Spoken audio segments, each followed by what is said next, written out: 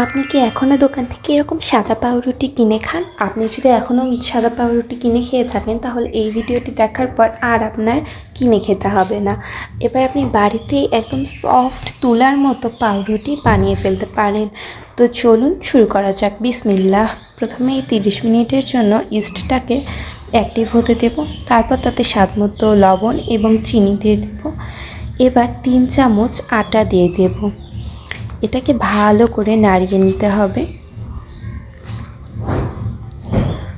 এই উপকরণগুলোকে যত ভালোভাবে আপনি মিশিয়ে নেবেন ততই কিন্তু ভালো হবে ডোটা, এবং ডোটাই কিন্তু নির্ভর করে আপনার ভালো পাউরুটি হওয়ার জন্য। এই যে আমি অনেক সুন্দর করে এটাকে মাখিয়ে নিয়েছি।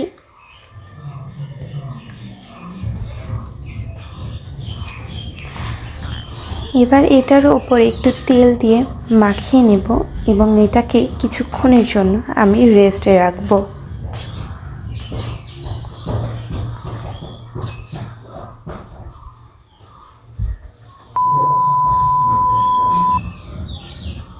এবার এই যে 1 ঘন্টা পর আমি ঢাকনাটা সরিয়ে নিলাম। দেখুন কতটা সফট হয়ে গেছে এবং এটা পারফেক্ট। এবার কিন্তু আরেকটু মথে নিতে হবে।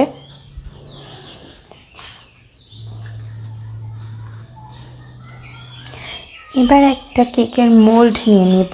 আপনারা যে কোনো বাটিতে এটা করতে পারেন। এবার একটু ঘি এটাতে ব্রাশ করে নেব। আমার কিন্তু ঘি ব্রাশ করা হয়ে গেছে। এই যে দেখুন। এবার আমি ডোটাকে দিয়ে দেব। ভালো করে চারদিক থেকে এটাকে ছড়িয়ে নিতে হবে। দেখুন কি সুন্দর করে আমি ছড়িয়ে নিয়েছি। এবার এটাকে চাকুর সাহায্যে একটা আপনার পছন্দ মতো শেপ দিয়ে নেবেন। আমি শেপ দিয়ে নিয়েছি। এবার এটার উপর দিয়ে একটু বাটার অ্যাড করে দিয়েছি।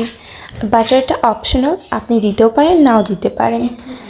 এবার কিছু বাদাম, কিশমিশ এগুলো একটু উপর থেকে দিয়ে দেব ফর ডেকোরেশন।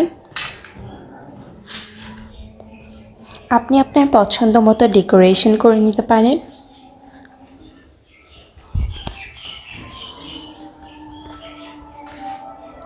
এবার উপর দিয়ে কিছু কিশমিশ দিয়ে নেব।